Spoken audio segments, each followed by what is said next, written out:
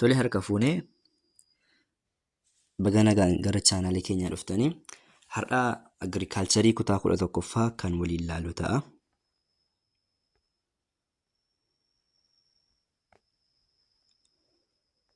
Unit 1 Introduction to Crop Production. Boqonnaa tokkoffaa seensa oomisha midhaanii ilaalla jechuudha. Oomisha midhaanii. Contents qabiyyeewwan isaa ilaalla. Boqonnaan kun qabiyyeewwan 6 of jalaa qaba.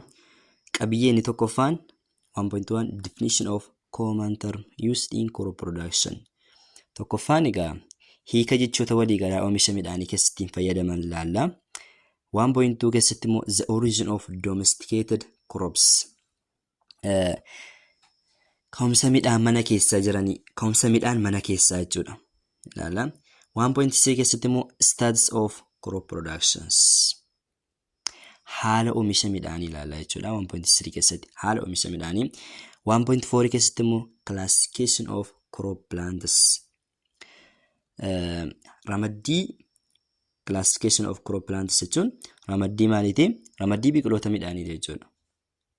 1.5 keessatti immoo cropping systems yookaan immoo sirna midhaanii ilaalla jechuudha. 1.6 keessatti immoo indigenous knowledge in crop productions. Beekumsa dhalootaan oomisha keessatti, beekumsa dhalootaan oomisha midhaanii keessatti jiran, beekumsa dhalootaan oomisha midhaanii keessatti jiran ilaalla jechuudha. Learning outcome. At the end of this unit, you will be able to barattoonni egaa kana boqonnaa kana xumuranii fixanii booda kana ibsuu qabu jechuudha jechoota armaan gadii. Define crop production relate to term or phrases. Jechoota yookaan gaaleewwan oomisha midhaanii wajjin wal qabatan ni ibsu. Explain origin of different domesticated crops. Ka'umsa midhaan adda addaa ibsuu qabu jechuudha. Ka'umsa midhaanii adda addaa ibsuu qabu. Describe status of crop productions. Haala oomisha midhaanii ibsuu qabu. Classify crop plants. Biqiloota midhaanii garaagaraa ni ramaduu qabu jechuudha. Analyze different cropping system and principle of crop husbandry. Sirna midhaanii fi qajeelfamawwan jechuudha. Qajeelfamawwan sirna midhaanii adda addaa xiinxaluu. Sirna midhaanii fi qajeelfamawwan horsiisa midhaanii garaagaraa xiinxaluu jechuudha.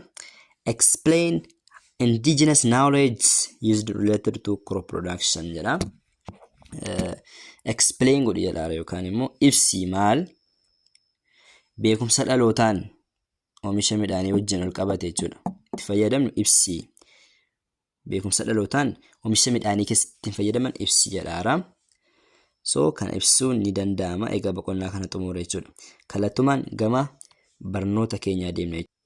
1.1 Definition of common term used in crop productions. Hiika jechoota waliigalaa oomisha midhaanii keessatti fayyadaman. Hiika jechoota waliigalaa jechuudha. Oomisha midhaanii keessatti fayyadaman ilaalla jechuudha. Jalqaba irratti brainstorming ilaalla jechuudha. Brainstorming question. Answer the following questions are independently before reading the notes and share your answer with your classmates. Yaadannoo dubbisuu keetiin dura jedhaara. Yaadannoo dubbisuu keetiin dura gaafilee armaan gadii of danda'e deebisiiti. Deebii argatte immoo hiriyoota keetiif qoodii yookaan hiriyoota keetti himi jedhaara. Tokkoffaan what is agriculture? Qonnumti kun maali? Agriculture jechuudhumti maali jedha ibsaara. Ibsi jedhaara. How do you think agriculture started? Qonni akkamitti eegale? What practice does the term agriculture include? Jechi qonna jedhu kun gochaalee akkamiif of keessatti qabata? What is the difference between agriculture and farming? Garaagarummaan agriculture fi farming gidduu jiru maali? Ibsuu danda'uu qabdu jechuudha.